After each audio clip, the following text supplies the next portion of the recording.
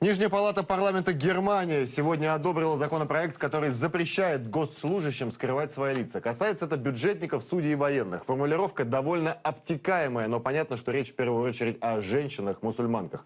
Выходят, теперь те из них, кто привык носить никабы и бурки на работе, будут вынуждены от них отказаться, поскольку такая одежда противоречит принципу нейтральности. То же самое с фотографиями на документы или при общении с сотрудниками полиции. Конечно, документ еще должен быть одобрен Верхней палатой, но это скорее формальность. А значит, ФРГ станет уже пятой европейской страной, где мусульманская одежда может стать поводом для преследования. Осталось понять, какого? Уголовного или административного?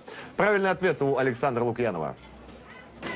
Бундестаг запретил женщинам на государственной службе носить головной убор, полностью закрывающий лицо, такие как никаб и паранджа. Религиозные или мировоззренческие мотивы не в счет, так как они противоречат принципу нейтральности государства, говорится в обосновании нового закона. Кроме того, теперь мусульманки будут обязаны открыть свое лицо полицейским, например, при проверке документов.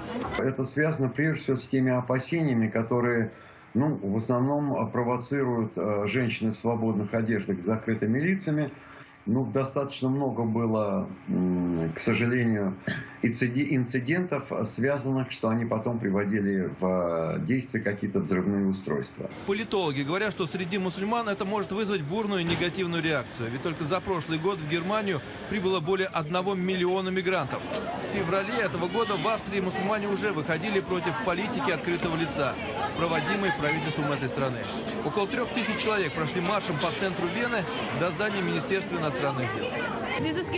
Этот закон запрещает нам носить никаб, а значит ограничивает нашу свободу. Он касается появления в общественных местах государственных обвинителей и судей. Я считаю, что это в чистом виде вопрос религиозной свободы. В 2015-м, во время максимального наплыва в Европу беженцев, 2/3 австрийцев заявили, что им не нравится манера мусульман одеваться. Соответствующие законы приняты в Бельгии. Нарушителям грозит штраф в 20 евро и тюремное заключение сроком до недели.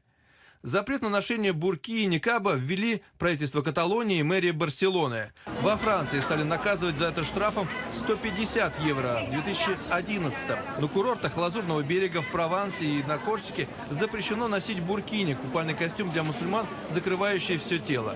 Эта одежда даже стала причиной массовой драки. Кто-то стал фотографировать мусульманок, их спутникам это не понравилось, вспыхнул бытовой конфликт вокруг краеугольного вопроса. Что является нормой в новой Европе и кто теперь в ней диктует условия? Мы хотим показать всем этим, мы у себя дома, это наша земля. 16-й год. В Болгарии запрещают ношение такой одежды в качестве контртеррористической меры. В этом же списке Швейцария, Нидерланды, Латвия. Власти и Франции, и Германии, и ряда других стран, сейчас, кстати, это коснулось и Казахстана, просто таким образом высказывают неудовольствие не мусульманам, а именно ваххабитам, то есть радикальным исламистам.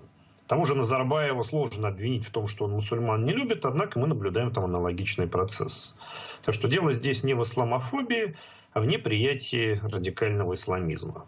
В то же время один из крупных мировых производителей спортивных аксессуаров недавно разработал специальный головной убор для мусульманок, занимающихся спортом. Спортивный хиджаб изготовлен из особой эластичной ткани. Заявленный концепт вызвал бурю дискуссий. Одни поддержали бренд, другие призвали бойкотировать компанию и не покупать продукцию этой марки, считая это символом угнетения женщин.